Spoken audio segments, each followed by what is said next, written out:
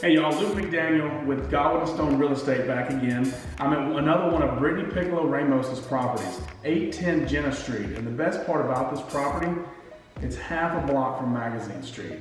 You cannot beat that. So let's come take a look at it. So when you walk in, the first thing you're gonna notice right off the street is the open floor plan setting with the staircase going straight up.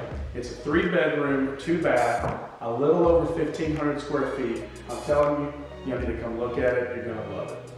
Now we're in the dining area. The great thing about this house, like I said earlier, half a block from Magazine.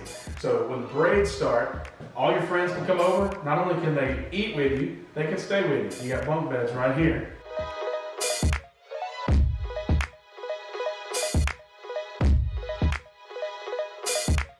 All right, so now we're upstairs in what I like to call the master suite. You got your master bedroom, walk through here, you got your master bathroom, okay, with a huge closet.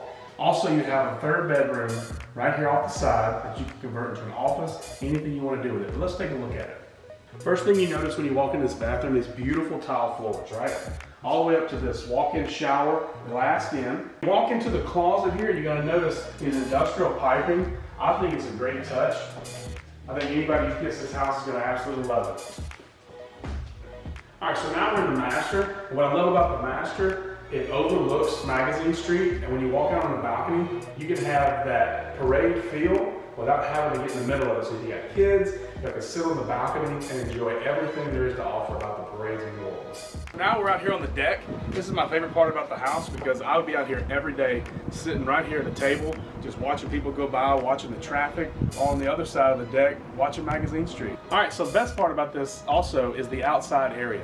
You can sit out here and eat. You have off-street parking for 1 car, but you can easily park on the street, lock it up, and you can have a great place for your kids to play. You can have crawfish bowls and really have a good time outside a half a block from Magazine.